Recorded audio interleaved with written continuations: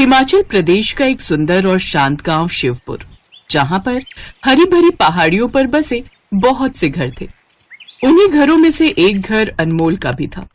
अनमोल दिल्ली में नौकरी करता था और उसने अपनी पसंद की लड़की अंकिता से शादी की थी। शादी के बाद अंकिता अपने ससुराल कुछ महीनों के लिए रहने आई थी और नई बहू होने के नाते वो ससुराल में हिमाचली परंपराओं और रीति रिवाजों को समझने की कोशिश कर रही थी।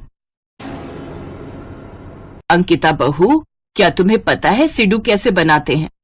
नहीं माँ जी, मैंने कभी ये डिश नहीं बनाई। और लाए भैया इंटरकास्ट लड़की को शादी करके इस घर में। मैंने पहले ही कहा था कि माँ हिमाचली लड़की से शादी करो, क्योंकि वो हमारे सारे रीति रिवाज जानती होगी। ये देखो, इन्हें हमारा पारंपरिक हिमाचली व्यंजन सिड्डू बनाना नहीं आता। कोई बात नहीं, अगर नहीं आता तो हम अपनी नई बहू को हिमाचली डिश सिड्डू बनाना सिखाएंगे। बहू, सिड्डू हमारी हिमाचली खान पान का महत्वपूर्ण हिस्सा है। माँ जी, उसी तरह ना जैसे बिहार का लिट्टी चोखा, पंजाब की मक्के की रोटी और सरसों का साग, दक्षिण भारत के इडली डोसा, राजस्थान की दाल बाटी और चूरमा हमारे देश में अलग अलग तरह के रंग, स्वाद और खुशबुओं वाले पारंपरिक व्यंजन है, वैसे ये हिमाचल का महत्वपूर्ण पारंपरिक व्यंजन है। बिल्कुल, तुमने ठीक पहचाना बहू। सिड्डू को गेहूं के आटे से बनाया जाता है।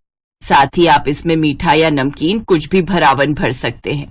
कई लोग इसमें ड्राई फ्रूट, मसाले या दाल को भरते हैं। इसे घी और गुड़ के साथ भी खा सकते हैं और चाय या दूध के साथ भी। बाकी नमकीन सिड्डू पुदीने की चटनी के साथ खाओ तो मजा आ जाए। मैं तुम्हें दोनों तरह के सिड्डू बनाने सिखाऊंगी और कल तो हमारे सारे रिश्तेदार आने वाले हैं, तो तैयार रहना बहू। उनके लिए हमारा ये हिमाचली खाना तुम्हारे हाथों से ही बनेगा। जी माँ जी। अंकिता अपनी सास से सिड्डू बनाना सीखने लगी। अपनी माँ को भाभी के साथ ज्यादा लाड प्यार करते देख अंकिता की ननद मीनाक्षी जल भुन रही थी। मीनाक्षी का ससुराल मायके से थोड़ी दूरी पर ही था, इसलिए मीनाक्षी का काफी समय अपने मायके में ही बीतता था। मीनाक्षी को इसी बात की ईर्ष्या थी कि उसके माता पिता ने उसकी शादी इस गांव में कर दी, जबकि वो शहर में शादी करना चाहती थी। देखो तो कैसे इतरा रही है। शहर से आई है इसीलिए माँ भी इसका ज्यादा लाड प्यार कर रही है। मैं भी तो कहती थी मेरी शादी शहर में कर दो, शहर में कर दो, शहर का लड़का ढूंढ, पर नहीं, इन्हें तो मेरी शादी अपनी रिश्तेदारी में ही करनी थी गांव में। मैं भी देखती हूँ ये अंकिता इस घर की लाडली कैसे बनती है। अगले दिन मेहमान आने शुरू हो गए। अरे पार्वती, तुमने बहू को हमारा हिमाचली व्यंजन सिड्डू बनाना सिखा दिया है ना? आज सब उसी के हाथों का वो व्यंजन खाने के लिए कहेंगे। हाँ हाँ, आप चिंता मत करो, मैंने बहू को पहले ही सिड्डू बनाना सिखा दिया है। मीनाक्षी अंकिता के साथ रसोई में आ जाती है और चाय रखने लगती है। मीनाक्षी ने अंकिता से बात तक नहीं की, बस वो अंकिता को सिड्डू बनाते हुए देखती रही। अंकिता सिड्डू बनाने की तैयारी करने लगी। उसने सारी सामग्री पीस कर पेस्ट तैयार तो कर लिया, पर जब उसने नमक मसाले मिलाए तो वो ज्यादा हो गया। ये देखकर मीनाक्षी जोर से हंसी। हे भगवान, ये मैंने क्या कर दिया? मैंने तो सारा पेस्ट खराब कर दिया। भाभी रहने दो, ये सिड्डू बनाना आपके बस की बात नहीं है। आप बाहर जाओ और सभी मेहमानों के बीच बोल दो कि आप ये डिश नहीं बना पाओगी। मीनाक्षी नाश्ते की ट्रे लेकर मुंह बनाती हुई रसोई से बाहर चली जाती है। तभी अनमोल आ जाता है। क्या हुआ अंकिता, तुम थोड़ी परेशान दिखाई दे रही हो? हाँ, ये देखो ना, मैंने सिड्डू बनाने के लिए जो पेस्ट बनाया था उसमें नमक मसाले ज्यादा डल गए। बस इतनी सी बात, एक काम करो, थोड़ा और पेस्ट मिला लो, सही हो जाएगा। हाँ, शायद तुम ठीक कह रहे हो। पता नहीं मुझे क्या हो गया, मुझे बहुत घबराहट हो रही है। मैंने कभी इस तरह से रसोई में खाना नहीं बनाया। ये बात तुम जानते हो कि मुझे खाना बनाना भी नहीं आता, थोड़ा बहुत ही बना पाती हूँ। अरे चिंता मत करो, तुम बहुत अच्छे सिड्डू बनाओगी, मुझे तुम पर पूरा भरोसा है। थैंक यू अनमोल, तुम आ गए तो मेरी घबराहट थोड़ी दूर हुई। अब मैं कोशिश करती हूँ। तुम सबके बीच जाकर बैठो, मैं थोड़ी देर में बनाकर लाती हूँ। ठीक है, मैं सबके साथ जाकर बैठता हूँ। अनमोल रसोई से बाहर चला जाता है। अंकिता आटे की लोई बनाकर उसमें पेस्ट को भरने लगी।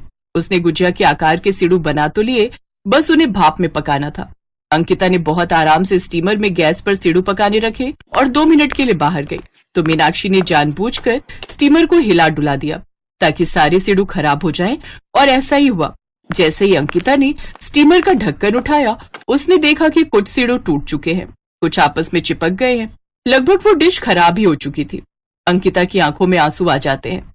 वो अपने आप से ही बातें करने लगती है। माँ जी ने मुझे कितने मन से ये व्यंजन बनाना सिखाया था, पर मैं नहीं सीख पाई।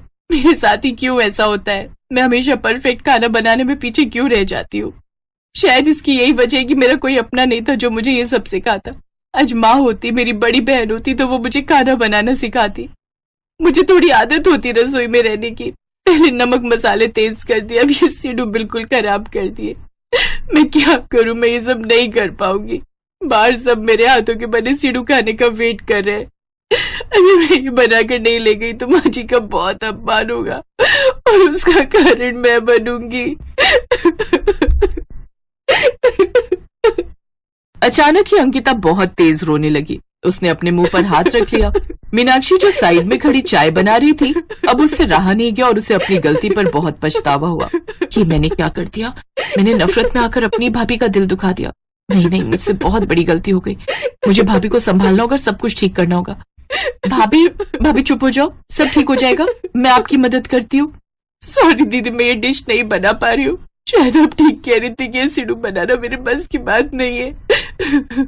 नहीं भाभी, आप तो ये बनाना सीख चुके थे और आप अच्छे भी बना रहे थे, पर मैंने, खैर जो भी हुआ वो सब छोड़ो। भाभी आओ, मैं आपकी मदद करती हूँ। वो भरावन मुझे दो, मैं आपको हेल्प करती हूँ।